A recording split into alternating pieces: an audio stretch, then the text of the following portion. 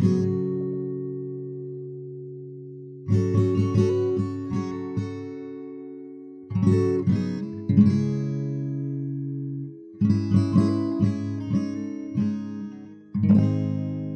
February 25th, 2020, the Northrop Grumman Mission Extension Vehicle 1, or MEV-1, docked with the Intelsat 901 communications satellite. This was an important milestone moment in the history of space, as it was the first time two commercial satellites have ever docked with each other in orbit, a maneuver that may be important in several different ways in the coming decade. Future potential use cases in mind, the MEV-1 is actually part of a larger program being pursued by Northrop Grumman. The intention is to build an in-orbit service industry capable of, in this case, docking with older satellites that are running low on fuel and providing them with the fuel they require to become operable once more, at least for a time. The aforementioned Intelsat 901 is 19 years old, and it recently had to be moved to a much higher orbit, what's often called a graveyard orbit, because it was running critically low on fuel and would not have been able to move itself out of the way if a collision with another satellite was imminent.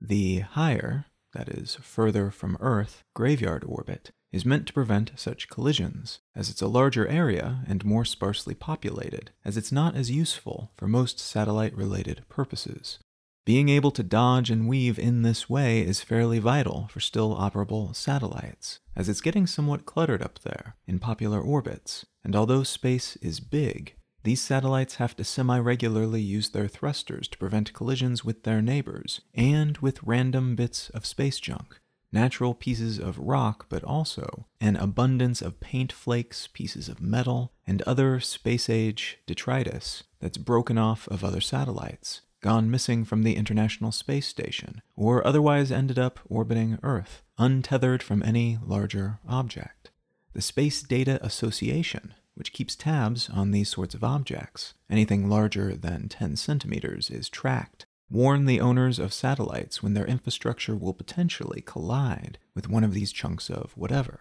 When the probability of what they call conjunction reaches 1 in 10,000, they send the company that owns the satellite in question a warning so they can take evasive action if they so choose. Many do. Mission extension vehicles like the MEV-1 are of increasing interest to all sorts of companies, from telecommunications entities to those that provide services to militaries, because first, it's expensive to launch satellites and to get them where they need to be, fully operational, and second, because there is that ever-increasing chance of collisions, which could, in the worst case, spin out of control into a debris cascade. That might mean one satellite hitting another, creating dozens or hundreds of new pieces of debris as a consequence. And because this is happening in space, in orbit, those pieces of debris do not encounter any friction that might slow them down. So they keep moving at a very high speed round and round the planet, flying like bullets until they hit something else,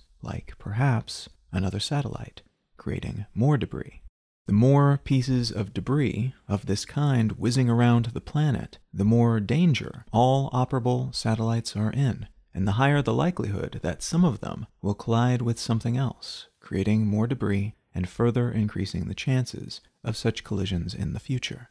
The nightmare scenario is that at some point there will be so much debris around the planet that some orbits, perhaps especially the most popular and useful ones, will become essentially unusable. It just won't be practical to keep moving the active satellites around to dodge these ever-present debris bullet threats. This is why another responsibility of future MEVs is to move defunct satellites out of harm's way, up into a graveyard orbit, so that they're not gumming up the works and are far less likely to become clouds of dangerous orbital detritus.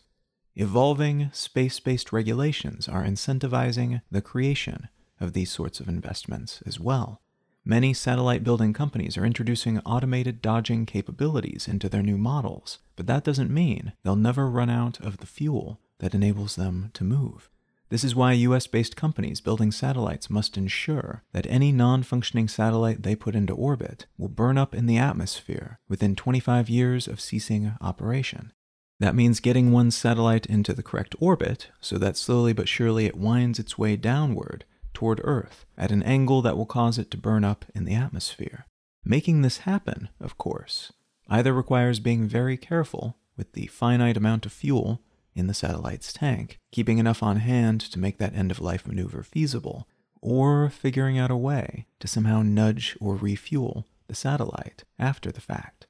And that's one role these mission extension vehicles can play, and are beginning to play, in this industry. Not just extending the practical life of satellites, but ensuring that their death is in the best interest of other surviving satellites, and anything else that we might want to put into space in the future. Operating as orbital tow trucks, pulling the dead hulks of old satellites into a safer location that will eventually result in their safely burning up, rather than adding to the cloud of garbage that's already causing so many problems up there. What I'd like to talk about today are some interesting happenings within the satellite industry, especially in the field of satellite imaging, and what we might expect to happen next in this relatively old but rapidly evolving field.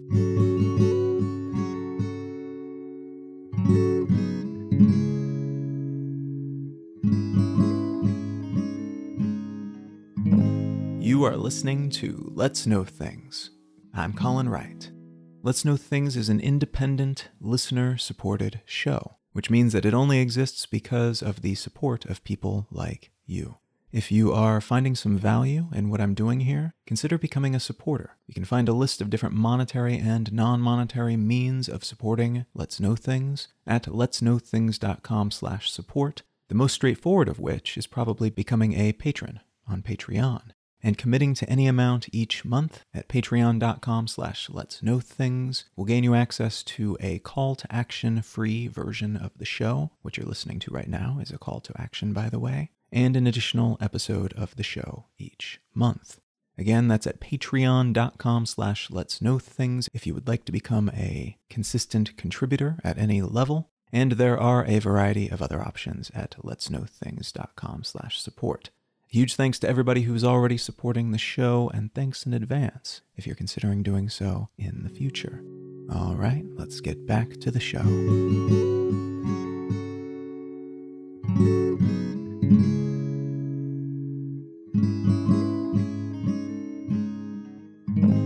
It's a high time for satellites, no space pun intended, and that's especially true in the sub-industry of satellite imaging. The Ice, Cloud, and Land Elevation Satellite 2, or ICESat-2, was launched in 2018 as one component of NASA's larger Earth Observing System, which itself began in 1997 as the core of NASA's Earth Science Enterprise, a broad-scope long-term research program intended to look at and better understand the Earth, as opposed to other planets or heavenly bodies, and which has launched about 30 satellites over the course of its existence, with purposes ranging from measuring Earth's gravity field to improving our understanding of the Sun and its relation to the Earth. About a dozen of the satellites launched for this program are still active. Most are still up there, they're just no longer operational, similar to the defunct communications satellite mentioned in the intro. But all of them have taught us a great deal about our planet and the forces that act upon it. Not to mention providing us with a whole lot of incredible images that have served the secondary purpose of getting people who might not otherwise have cared about such things, professionally or casually, interested in planetary science. This particular satellite, the ICESat-2, has provided us with a great deal of new data about Antarctica's ice, and particularly where it's accumulating and where it's disappearing, which is helping us better understand the ongoing and potential future rise in oceanic levels worldwide. Satellite imaging has also been getting attention for some other, quite different use cases, though. Back in the Cold War era, when many happenings around the world were at least partially shaped by a tense standoff between the two economic and military powers of the day, the United States and the Soviet Union, the leadership of the authoritarian-led USSR was opaque, to say the least. What that meant in practice was that while power fluctuations could be gauged fairly easily within the United States, as politicians maneuvered and wrangled for power, often quite publicly, and business people were in the tabloids and financial rags, within the Soviet Union, power was largely centralized at the top, and a very small cadre of people decided pretty much everything. Because of that power focus, it was possible for immense shifts in influence, and even complete reconfigurings of the leadership hierarchy in the country, to change seemingly overnight, without forewarning to anyone outside of that structure. Everything was kept very hush-hush, and that lack of reliable information from the country's power structure meant that other governments around the world, and especially that of the USSR's main counterbalance, the US, did what they could to try to read the tea leaves, as it were, in order to interpret what might be happening within the halls of power. What emerged was a collection of analytical methods predicated on what could be gleaned about how power worked within the Soviet Union. This field, often referred to as Kremlinology, after the seat of power within Russia back then and today, had experts paying very close attention to details that they thought might, maybe, shine some light on what was happening behind the scenes within the Soviet government. So where different leaders were seated at various government functions, where they stood and whether they showed up in official photographs, who was mentioned how many times and in what context within the pages of the government's official mouthpiece paper, Pravda, and which portraits of whom hung where within government buildings. This read-between-the-lines method of gleaning information helped both the US and Soviet governments to some degrees, as it sometimes allowed the Soviet state to provide information to the US government without having to outright say anything. It provided them with a means of communicating, while also maintaining deniability, should anything ever be brought up more overtly. But a lot of the time, Kremlinologists were just attempting to understand the Soviet leadership's strongman model of internal politicking, so they could ascertain who held what kind of power, and where leverage might then be applied, or in some cases, what might happen next, how best to prepare for the next stage in the standoff.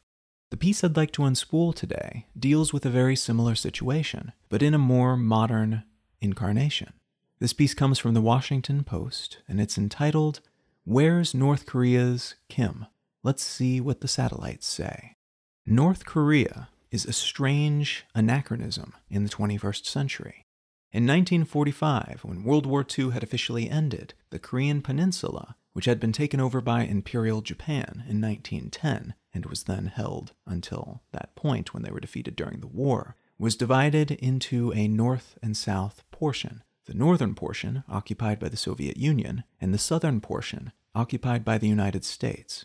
The shape of Korea today is largely the consequence of this power struggle, a struggle which eventually became the Cold War, and which began basically as soon as World War II was over, the Soviets and the US emerging as the two global powers before the dust had even settled on that conflict.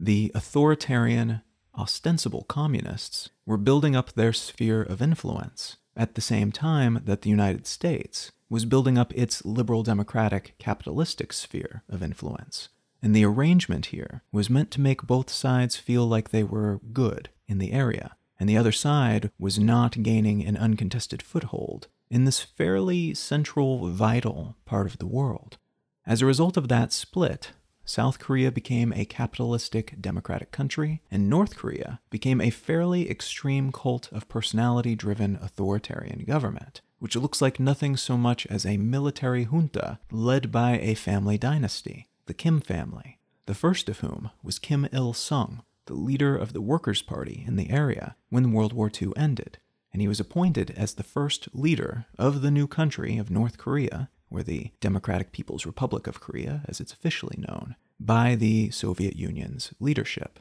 The Korean War, seen by many as a proxy conflict between the Soviet Union and the United States, took place mere years after World War II ended, and it was an effort by Kim Il-sung to unify the peninsula under his government by invading the South.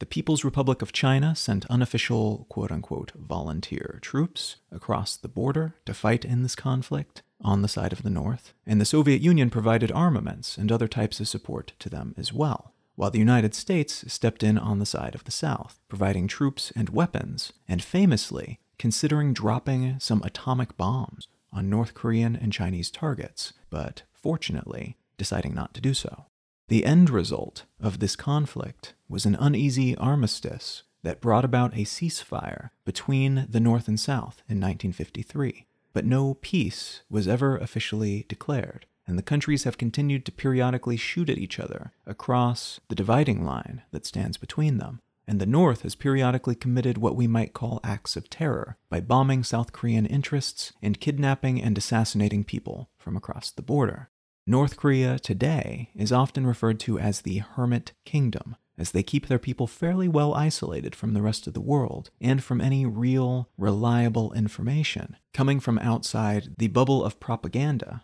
that they are kept in from birth until death by their government. They also keep their people more or less imprisoned by preventing travel outside the country and severely limiting travel by outsiders into the country. Within their own borders, too, the government has absolute unchallenged control over every aspect of a citizen's life, including ending a person's life without fair trial if they choose to, for any reason or no reason. There is no expectation of a functioning rule of law within North Korea. All of which is to say, North Korea is a very unusual, disconnected portion of the planet that is immensely impoverished compared to most other nations today. But also, because of that disconnect, they are beyond easy surveillance. The transmission of people is controlled, so you can't easily slip spies into the country, much less into the ruling dynasty's inner circle. And because they're not connected to the global internet, at least not casually in a non-military capacity for the most part, there are not many opportunities to spy on them through their communications either, which is in stark contrast to most other countries today, within which, not exclusively but increasingly, spy agencies are able to use their ubiquitous communication tools and channels as a means of gathering information about who's doing what, when, and why. This story is about a recent hullabaloo caused by the seeming disappearance of Kim Jong-un, the current dynastic ruler of North Korea. Kim is relatively young. He was born in 1984, 1983, or 1982, depending on whether you believe United States, South Korean, or North Korean official records on the matter, but his health is thought to be quite bad. Reports suggest that he's diabetic and suffers from hypertension. He smokes like a chimney, and he has been seen limping, using a walking stick for support at official events. He's also quite overweight, officially designated as morbidly obese, and a few times when he's disappeared from public life for more than a few weeks in the past, speculation and some evidence has indicated that he was having medical procedures conducted, though the precise nature of those procedures, and whether or not that is totally true, is unknown. In mid-April of 2020, Kim did not appear at a ceremony marking his grandfather's birthday. And that is the original Kim who founded the country with the Soviet Union's help, remember. Which is quite a surprise, as this is a major national holiday in the country, and one that he has always prominently appeared at previously. He was then absent from all public events for nearly a month, raising questions within the international intelligence community about whether the leader of North Korea might be incapacitated or dead, which would trigger a sequence of events leading to the inauguration of a new leader based on dynastic rules, but also, no doubt, some amount of cloak and dagger style political intrigue and power struggle within the country's halls of power. What followed was a Kremlinology style investigation of satellite images of North Korea, documenting the young dictator's possible location based on the whereabouts and readiness levels of his personal train, the alignment of a yacht that he keeps docked at a private harbor near a favorite villa within a complex where he often spends his time, and in a dozen other ways checking to see what these areas of interest look like compared to their normal baseline appearance, to determine if there was any indication of where the North's dear leader might be, dead or alive. South Korean intelligence, for their part, maintained throughout that they weren't hearing any unusual chatter, and that they considered the situation to be baseline, nothing to report upon in regards to the health and continued existence of Kim. Other governments, based on anonymous reports they were hearing from sources, disputed that assessment, and this investigation of satellite imagery was kicked off as a result, presumably by militaries around the world, but also, somewhat publicly, by Korea-watching journalistic entities located around the world. These journalistic entities eventually concluded the same as the South Korean government, that Kim was probably just hiding out, waiting for the worst of the pandemic to subside, from the comfort of one of his luxurious private strongholds before going back out into public. The first week of May 2020, these analyses seemed to prove accurate, as new footage was released by North Korean state television showing Kim at the opening of a fertilizer factory, hanging out, smoking, joking around with people, and walking normally, everything seemingly in order. There's a chance, of course, that this footage was somehow doctored or the scenario staged. A great many things within North Korea are scripted to present a certain front or communicate a certain message to the outside world, so that is not a foregone possibility here. But it would seem, for the moment at least, that the country's young leader is almost certainly very much alive, and as a result, the speculation about who will take his place can be set aside for the moment. Now, this whole scenario is fairly strange and compelling in a variety of different ways. But what's especially interesting to me about this particular sequence of events is that journalists were able to use satellites to do what amounts to high-level espionage work within a country that, again, is often referred to as the Hermit Kingdom because of how cut off they are from everything and how inaccessible they tend to be. That's pretty incredible. The ingenuity of those doing this kind of research, this kind of journalism, is impressive. But the tools they're using, and that such tools are so close at hand and accessible, is also fascinating because of what it meant for this story, but also because of what it implies about the future, and what else we might be able to do with these newfound, but arguably at this moment at least, underutilized powers that we wield. Back in mid-September of 2019, Saudi Arabia's oil production was truncated by a series of fairly brazen attacks claimed by the Houthis in Yemen as a response to the Saudis' intervention in the ongoing Yemeni civil war. Drones and cruise missiles of Iranian manufacture, though Iran denies any involvement in the attacks, were used to cause large explosions and fires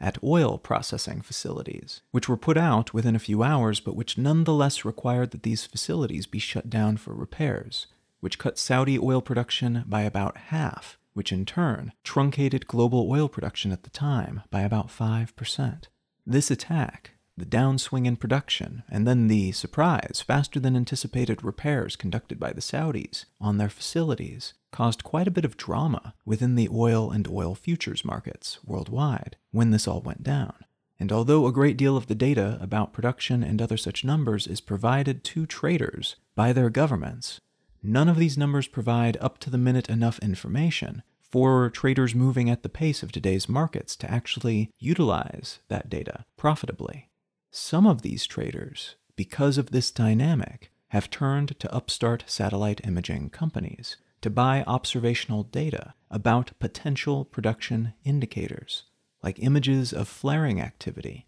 at oil sites and images of tankers and other components of the global oil cycle, which can be counted by anyone with sufficiently powerful satellite images. The person who has such information can then, potentially at least, come to more accurate conclusions than the traders against whom they're competing, who lack that additional overhead view data-driven insight.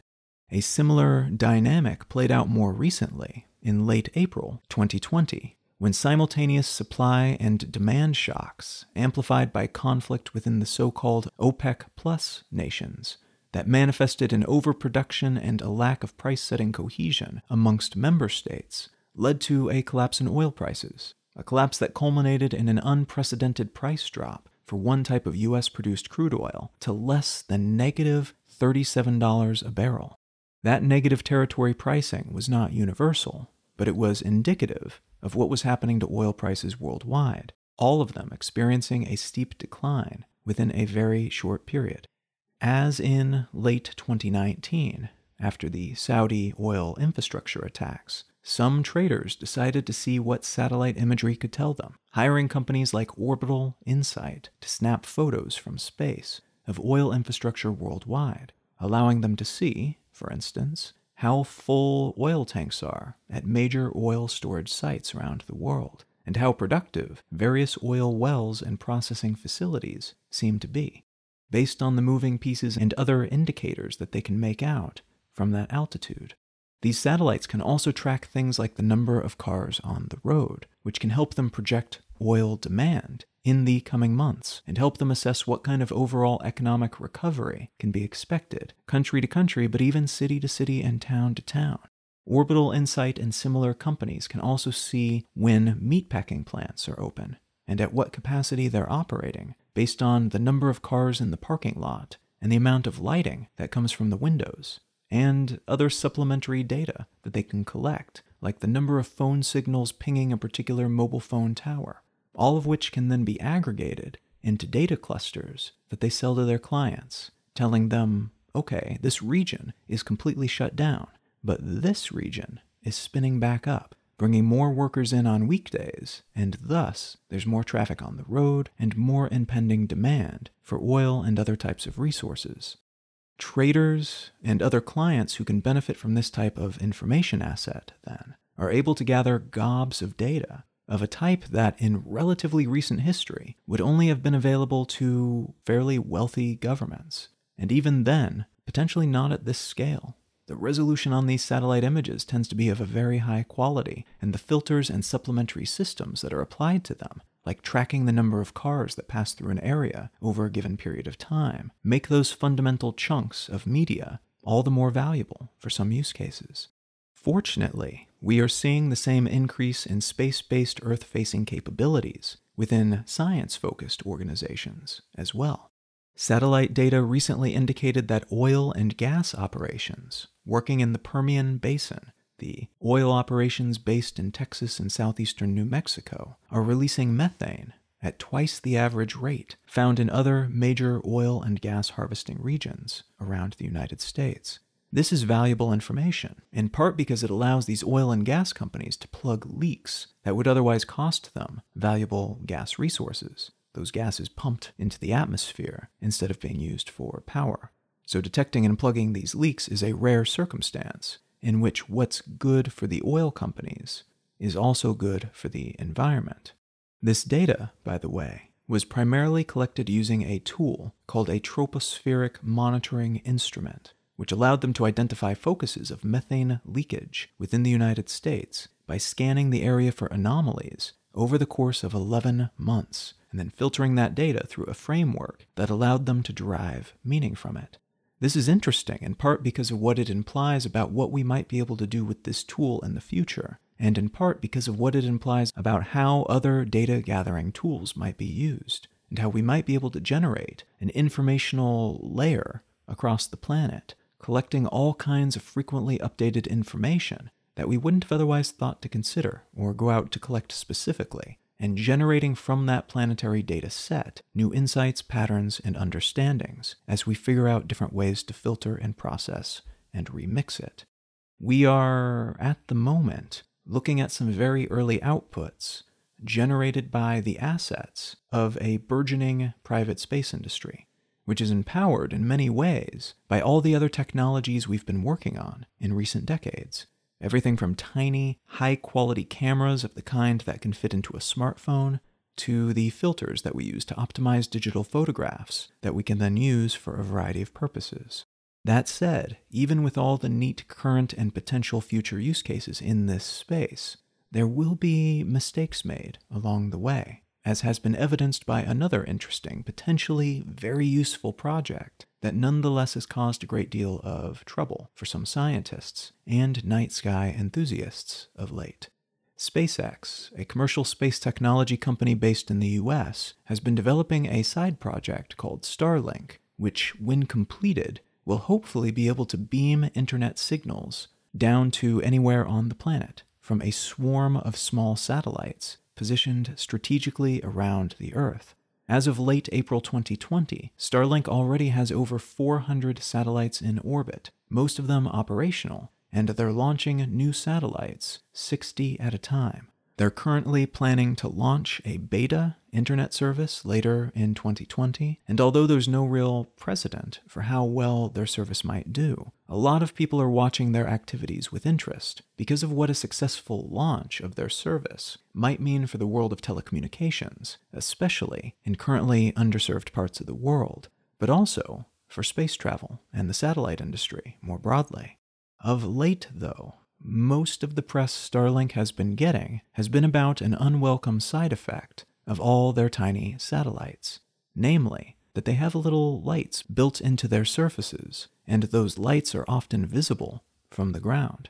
sometimes visible by the naked eye and sometimes through astronomical equipment. As a result, Starlink is being accused of both ruining the night sky for people who want to see the stars but can't because this swarm of satellites is getting in the way, while also being accused of ruining official scientific astronomical observations, some of them quite lengthy in duration, but now impossible to continue with because of the path these satellites take across the sky, and thus across the viewfinders of these night sky scanning instruments. The CEO of SpaceX, Elon Musk, has announced, as a result of this outcry, that they would dim the lights on the satellites and try to figure out a way to make them less overall reflective. But there's still concern from many, in part because of the ask for forgiveness rather than permission approach that this company often takes, and in part because the company's plan is to eventually have around 12,000 satellites of this kind in orbit around the planet. So even if they're dimmer and painted black, there's a good chance that they'll still get in the way at times. No innovation comes without cost, and it'll be interesting to see how the governments of the world do their cost-benefit analyses when it comes to satellite-based tech. The privacy-invading potential of satellite images is a trade-off for the dictator tracking and gas leak detecting capabilities of the same. And the star-blocking potential of satellite swarms is a major downside of having those swarms in place, feeding high-speed internet access to people around the world.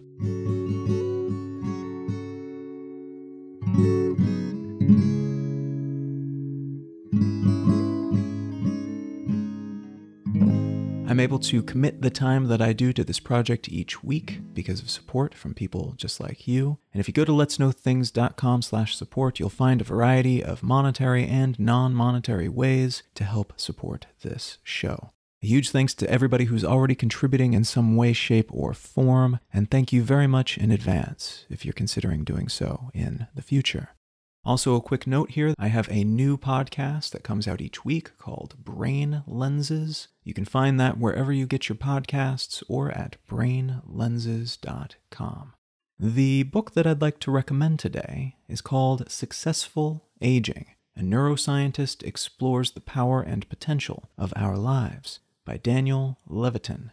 This book is essentially a collection of things to be thinking about when it comes to the concept of aging. And that includes the way that we think about aging, but also how we prepare ourselves for the different things that we can expect biologically and neurologically as we get older. Now, as somebody in his mid-30s, this is not something that I'm fixated on, but it is something that I think about, and I think we could all probably benefit from understanding that some of the decisions that we make today, whatever age we happen to be, might influence the quality of life that we're able to enjoy later in life to varying degrees. And the things that we might do differ based on our age, differ based on our circumstances, differ based on all kinds of different variables. But there are things that all of us can do to make it more likely that we'll have positive outcomes based on our definition of positive later in life. Now, if any of that sounds interesting to you, consider picking up a copy of Successful Aging by Daniel Levitin. You can find out more about me and my work, including the books that I've written, at colin.io. You can find the show notes and transcript for this episode and every episode at letsknowthings.com. You can find my other podcasts at brainlenses.com or by searching for Brain Lenses wherever you get your podcasts. And you can find my blog at exilelifestyle.com. Feel free to reach out and say howdy on your social network of choice. I'm Colin Wright at Facebook, and at Colin is my name on Twitter and Instagram. Thank you so very much for listening. I'm Colin Wright, and I'll talk to you again next week.